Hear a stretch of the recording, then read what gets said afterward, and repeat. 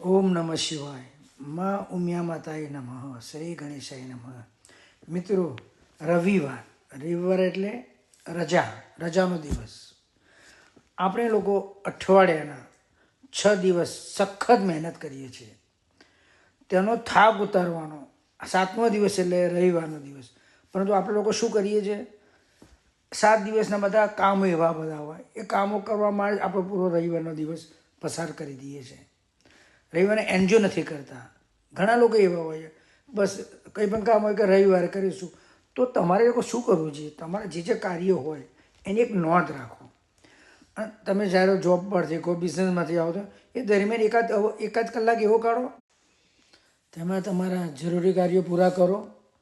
તમારા કાર્યો રવિવારે પૂરા કરશો એવું વિચારી રવિવાર ના બગાડશો. તમારો રવિવારનો ફાયદો લેવા માટે શક્ય હોય ત્યાં સુધી તમારા જે કાર્યો હોય તેને શનિવારે રાતથી જ કાર્યો શરૂ કરી દો. કામ કરવાનું તો તમારી કાર્ય પૂરા થયો, તમારી પાસે સમય મળશે રવિવારનો. એમાં સમજવાનું કે તમારો રવિવાર આગલા દિવસ શનિવારે સાંજે 8 વાગ્યાથી ચાલુ થઈ ગયો છે. અને તમે એમાં તમારા દરેક કાર્યો જે હોય, જે તમારા બાકી હોય એ કાર્ય પૂરા કરી કાઢો. અને મોડા સુધી કાર્ય કરો શનિવારે તમે, અને તમને એકદમ થાક પણ લાગે અને તમે સૂઈ જાઓ. સવારે વહેલા ઉઠો. ના ઉઠાય કંઈ વાંધો નહીં, રવિવારે આરામથી ઉઠવાનું. તમારે આરામથી ઉઠી ફ્રેશ થાઓ, ગાર્ડનમાં ચાલવા જાઓ. તમે ક્રિકેટ રમો તો ક્રિકેટ રમવા જાઓ. કોઈ પણ કાર્ય કરો. રવિવારનો દિવસ સવારનો તમે એન્જોય કરો. રવિવારનો દિવસ એટલે હેલ્થનો દિવસ. જો તમારે હેલ્થ સારું રાખવું હોય, ઘરમાં બને ઓછામાં ઓછી મેડિસિન ઘરમાં જોઈતી હોય તમારા જીવનમાં, તો એક જ વસ્તુ રાખવાનું, તમારા રવિવારનો ઉપયોગ બંને એટલો એન્જોય કરો. ધારો કે તમે બધા મિત્રો સાથે બેસો, બધા ધારો કે એક મહિનામાં 4 રવિવાર હોય, એક રવિવાર એક મિત્રના ત્યાં પાર્ટી કરો, બીજા દિવસ બીજા રવિવારના ત્યાં કરો. એમ તમે એક દિવસ યા 15 ડેઝ આફ્ટર 15 ડેઝ રાખો. ઘણા મિત્રો હોય છે, પણ એટલું ધ્યાન રાખવાનું, પાર્ટી દરમિયાન નો ડ્રિંક, નો કાર્ડ્સ. એન્જોય કરો. તમને જે ગમતું હોય એ તમે કરો. નો ડાઉટ અમુક વાર અમુક જગ્યાએ તમે વિદેશમાં હોય તો ત્યાં તમે લીકાની બધી પાર્ટી કરતા હોય તો બરાબર છે. પણ તમે જ્યાં શક્ય જે વસ્તુ નથી મળતી, જ્યાં તે રોંગ વસ્તુ તમારા ઘરમાં કરવી ના જોઈએ. પછી તમે જોજો, તમે લોકો કોઈ સમાજમાં, તમારા સમાજ, ધારો કે અમેરિકામાં છીએ, અમે લોકો રહીએ છીએ અહીંયા, તો આખો દિવસ અમે સવારે વહેલા ગયા હોય સ્ટોરે, રાત્રે ઘરે આવીએ. ઘરે અને ક્યાંય બહાર નહીં પડો છે. ઇન્ડિયામાં જુઓ ને, ઇન્ડિયામાં તો બહાર બેસીને પંચાયત કરતા હોઈએ છીએ આપણે બધા. પછી તો કોઈ પંચાયત કરવાનું ફોન સિવાય કહો તો હાઈએસ્ટ ફોન પર પંચાયત થાય છે ઇન્ડિયા કરતાં અમેરિકામાં. પણ એ ફેસ ટુ ફેસ તો થતી નથી. એટલે ભાઈ અમે લોકો બધા શું કરીએ છીએ, પૂનમ આવે છે, એક પૂનમનો કેટલો ફાયદો થાય છે. અમે પૂનમે જઈએ, ભજન 1 કલાકના ભજન હોય છે, પણ 1 કલાક પહેલાં દરમિયાન દરેક ઉંમરલાયક વ્યક્તિ બધા એ દિવસે ભેગા થઈએ છીએ.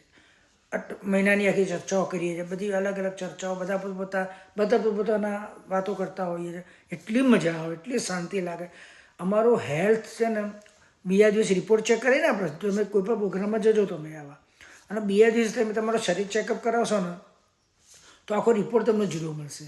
કારણ કે તમને એટલું એન્જોય મળે. ત્યાં બધી ફ્રીડમ, બધી વાતો તમારા અંદરની કે વાત હોય તમારા મિત્ર જોડે કરો, બીજા સાથે વાત કરો, કોઈ ગેમ રમો, તમે એન્જોય કરો, બધા ડાન્સ કરો, ગરબા ગાઓ. તો આ બધો ફાયદો તમને મળે છે. કારણ કે એમાં તમારે નથી કોઈ ટેન્શન, નથી કસ્ટમર આવવાનું ટેન્શન, નહીં ચેક લખવાનું ટેન્શન, કોઈ ટેન્શન જ નહીં. બધા આરામથી.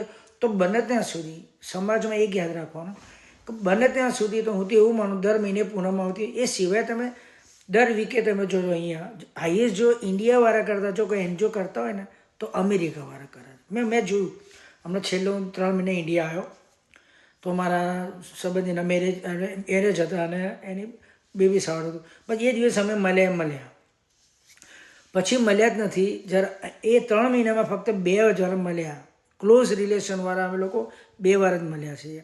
તો અમેરિકામાં અમે દર વીકે દરેક લોકો અહીંયા પોતાના સમાજનું હોય, સ્વામીના મંદિર જાય બધા શનિવારે, રવિવારે બીજા મંદિર જાય, કે પર્સનલ કોઈ મિટિંગ હોય, અને દર વખતે કોઈને કોઈ ફંક્શન ચાલતું જ હોય. તો ઉપરથી હાઈએસ્ટ લોકો એમ કહે કે અમેરિકામાં શાંતિની સૌથી જો શાંતિ એન્જોય કરતા તો અમેરિકાવાળા કરે, ઇન્ડિયાવાળા નથી કરતા.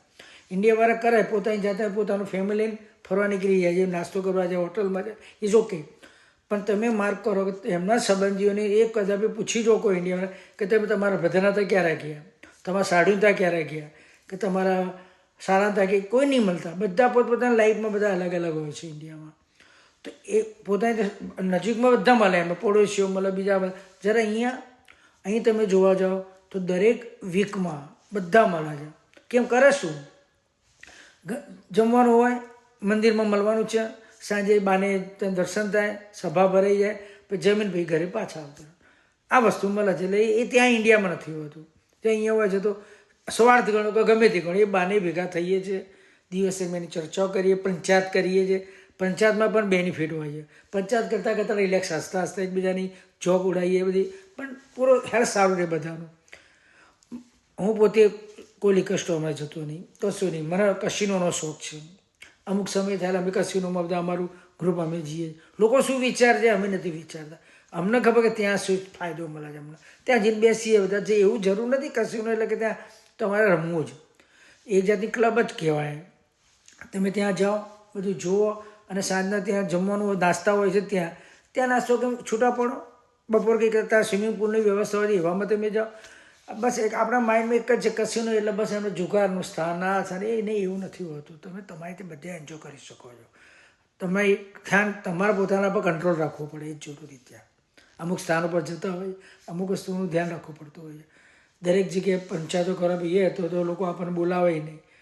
કોઈ પણ નેગેટિવ ચર્ચાઓ નહીં કરવાની, પોઝિટિવ ચર્ચા કરો, પોઝિટિવ વર્તન એકબીજા કરો. બહુ સરસ છે લાઈફ. જય શ્રી કૃષ્ણ.